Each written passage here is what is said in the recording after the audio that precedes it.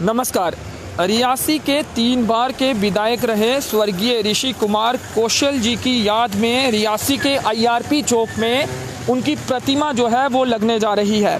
पीछे की तस्वीरें आपको बता दें कि ठीक इस स्थान पर, इस IRP चौक पर उनकी प्रतिमा लगने का जो कार्य है वो पिछले कुछ दिनों से लगातार जारी है।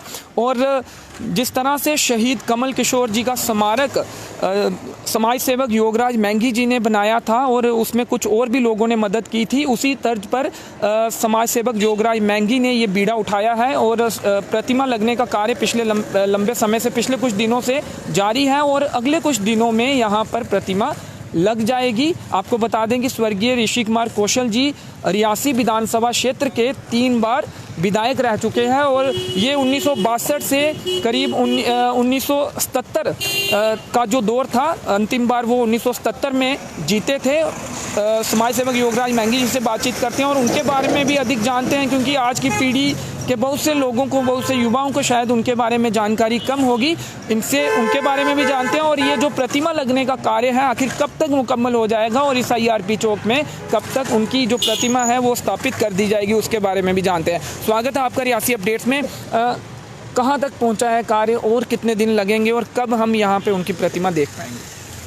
रियासी अपडेट का हम बहुत बहुत स्वागत करते हैं, धन्यवाद करते हैं कि समय समय पर वो देश की, समाज की, रियासी की जो न्यूज़ है वो समाज को देते रहते हैं और उनका हम बहुत बहुत धन्यवाद करते हैं। दूसरा, एक जब हमने कमल किशोर जी की अपनी वो गेट बनवाया, उसके साथ गेट स्मारक बनवाया, उसके साथ साथ ही मेरे मन में प्रेरणा आई कि ऋषि कुमार कौशल जो कि 91 साल की उम्र में, जिन्होंने उसी समय सोच लिया था, उसी कार्य के दौरान या फिर बाद? उसी समय ही सोच लिया था कि एक इतने बड़े हमारे जम्मू कश्मीर के नेता हुए हैं जिन्होंने देश समाज के लिए पूर्ण संघर्ष किया।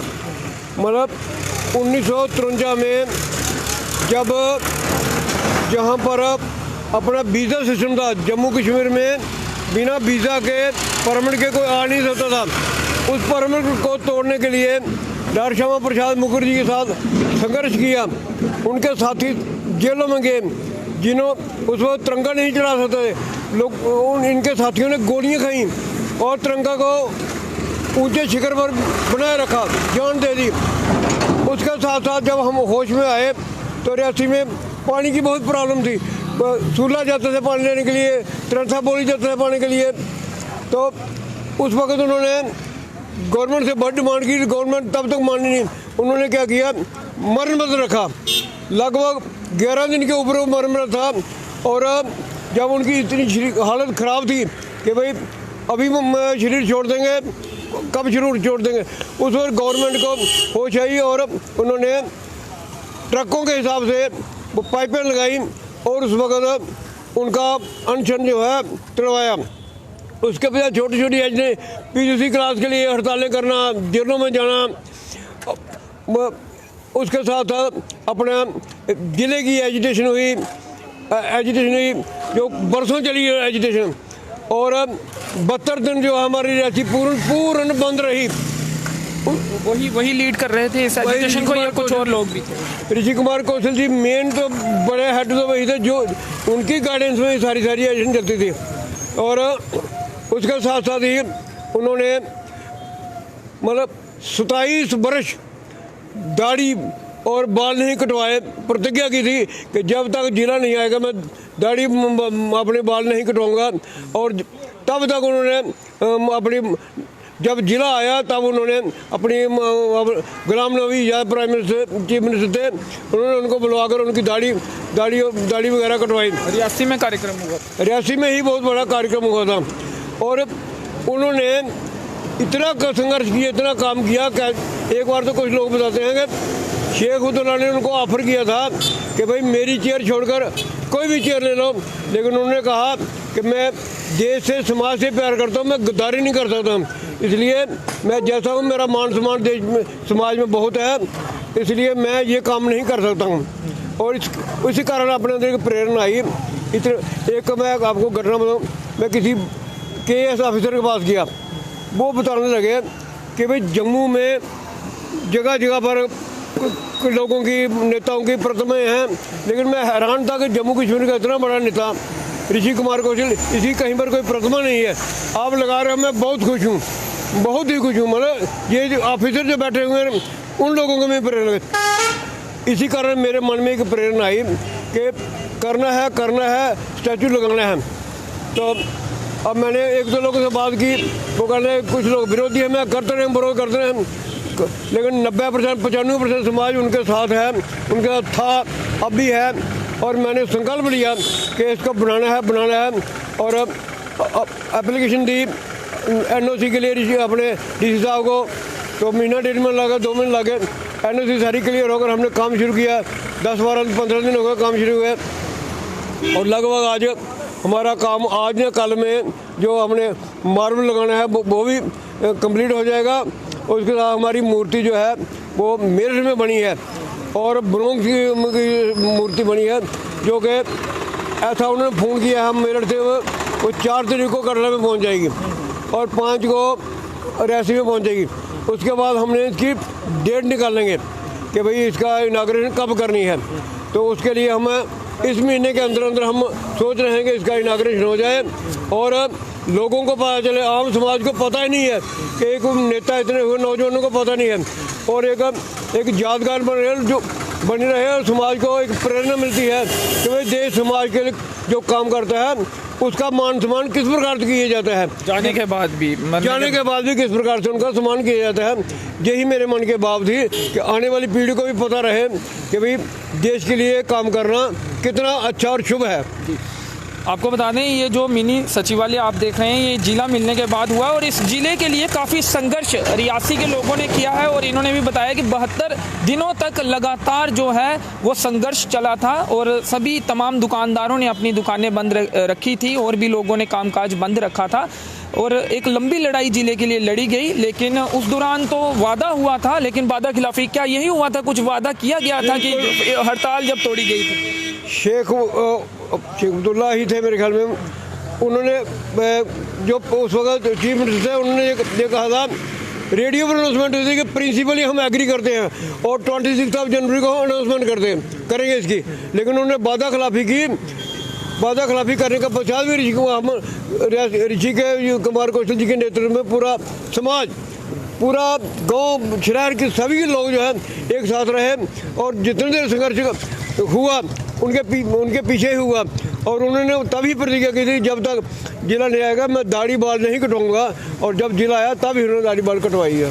पॉलिटिकल पार्टी के नेता थे, तो ऐसे में उस एजिटेशन में क्या तमाम दलों के लोग शामिल होते थे या पर्टिकुलर एक पार्टी के लोग ही ज़्यादा शामिल होते थे, या फिर अपने अपने अंदाज में हर पॉलिटिकल पार्टी अलग अलग प्रदर्शन करती थी, अलग अलग तरीके से ये संघर्ष कर रही थी, या एक मंच पे? मैं ये बात बताऊंगा आपको कि जब अपने मरण व्रत जो पानी के लिए मन व्रत रखा, तो सतीश जी अपने सतीश टाक जो बता रहे थे कि मरण व्रत जब उनका खुलवाया गया तो करमदीन जो हैं उन्होंने कंधे पर उठाकर उनको काल का माता लेकर गए थे।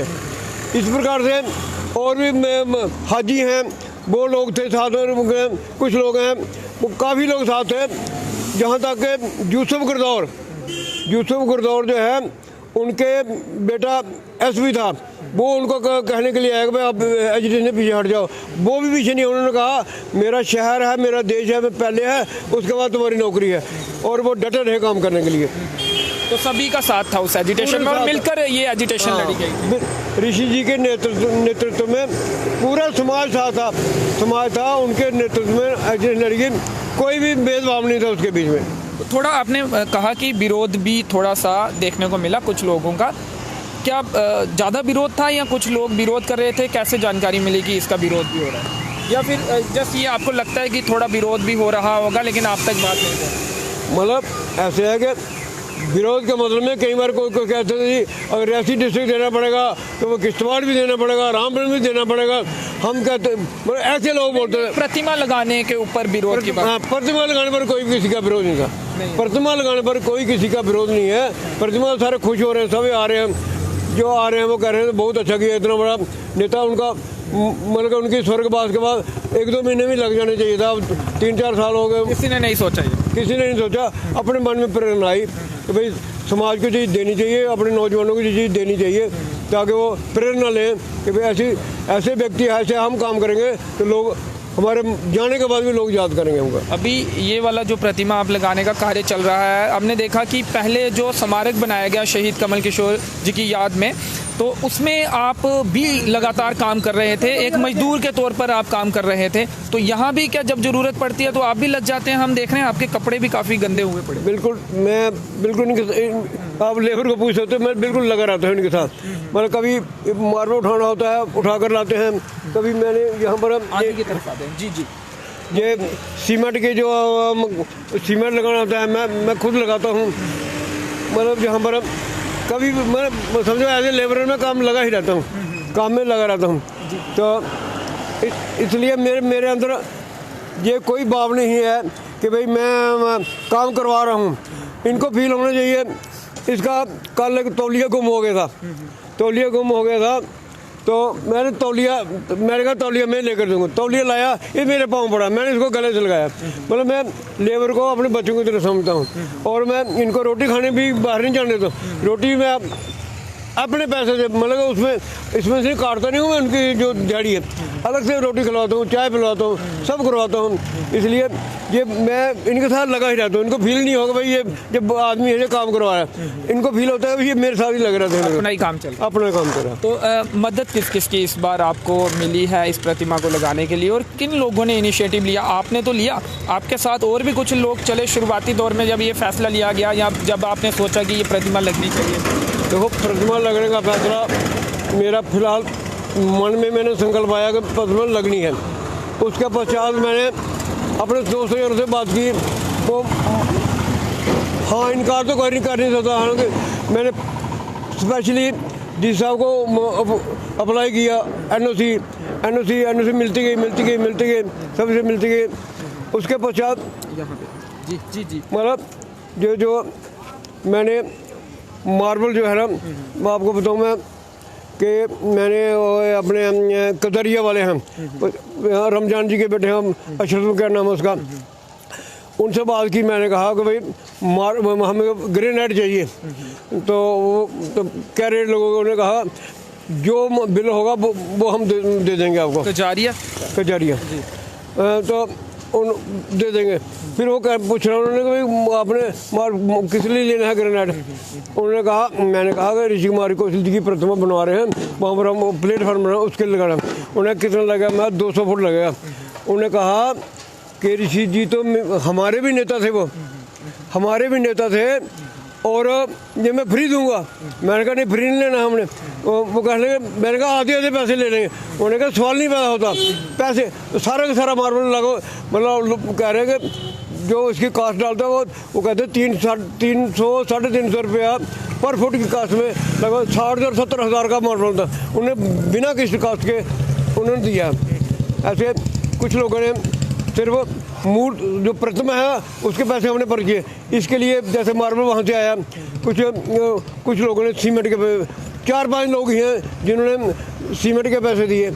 तो ज़्यादा लोग हमने अभी एक लड़का इसको बता रहा था मैं मिस्त्री को कि 5,000 रुपये लगा, मुझे लगा इतनी 500-500 के नोट लेकर आए हो। तो वो कहने लो, मैंने कहा नहीं, मैं आप हो कौन हो? मैंने कहा मैं तो भूल ही गया हूँ आपको, तो अगर आप भूल गए आप ले लो। मैं कहा नहीं लेना ही है मैंने। आप नहीं ले रहे मदद? नहीं, पैसे नहीं ले रहे हम, नहीं ले रहे। एक मन में संकल्प है कि स्वयं ही करना है, बस इतना ही। अब ये लगाते लगाते कुछ और भी सोचा आगे कुछ और शुरू करना है या? अभी स्वास्थ्य ठीक नहीं रहता है। भगवान से मैं जो दिल की बात बताता हूँ, भगवान से ये टाइम मांगा हुआ है कि ये पूर्ण हो जाए। उसके बाद अगर काम करा रहा हो तो रखना। मैं काफ़ी बीमार रहता हूँ, मुझे बड़ी मेजर बीमारी है। मैंने भगवान से टाइम मांगा कि ये कार्य मेरा पूरा हो जाए। उसके बाद अगर काम करवाना होगा तो रखना, नहीं तो ले जाना। तैयार बैठे हुए हैं, उनके पास जाने के लिए तैयार है, क्योंकि अपने मन में सेटिस्फैक्शन है कि जो काम किया है आनंद से जाएंगे उनके पास। तो इतनी ही भगवान से प्रार्थना कि मेरा काम पूरा करवा दें। अगर उन्होंने काम आगे करवाना हो तो रखें, नहीं तो तैयार है हम जाने के लिए। चलिए, शुक्रिया हमसे बातचीत। बहुत बहुत धन्यवाद। आपको लंबी आयु। और आप इसी तरह कार्य करते हैं। रियासी अपडेट का बहुत बहुत धन्यवाद। इतना आप मान सम्मान देते हैं समाज को, हम को जो अच्छे कार्य हो रहे हैं उसको पहुंचाते हैं। आपका बहुत बहुत धन्यवाद धन्यवाद धन्यवाद। तो जिस उम्र में लोग अक्सर बेड पर होते हैं और घर पे बैठ के आराम करते हैं और सर्दी के इस मौसम में धूप सेकते हैं, उस दौरान भी समाज सेवक योगराज मैंगी जी समाज के कार्यों में लगे हैं और लगातार ये अलग अलग तरह से काम करते रहते हैं। चाहे वो पॉलीथीन के खिलाफ अभियान हो और थैले बांटने का काम हो, चाहे वो शहीद कमल किशोर जी की स्मारक बनाने का काम हो, और अब जो प्रतिमा स्वर्गीय ऋषि कुमार कौशल जी की जो प्रतिमा IRP चौक में लग रही है, ये आइडिया भी इनका था और स्मारक का आइडिया भी इनका था। चाहे ये काम हो और इसके साथ ही अलग अलग तरह से कोविड के दौरान या फिर लॉकडाउन के दौरान लोगों की मदद करने की बात हो, फ्री सब्जियां बांटने की बात हो, तो लगातार ये सामने आते हैं और ज़रूरतमंद लोगों की मदद करते हैं और इसके साथ ही अन्य तमाम तरह के कार्य भी करते हैं। और इनका ये कहना है कि बीमार रहते हैं और ये काम ये यही उम्मीद करते हैं कि ये जल्दी से पूरा हो जाए। हम यही कहेंगे कि भगवान इन्हें लंबी आयु दे और ये समाज के कार्य जो हैं इसी तरह से करते रहे। फिलहाल मेरे सहयोगी संयम के साथ मुझे दीजिए अनुमति। धन्यवाद।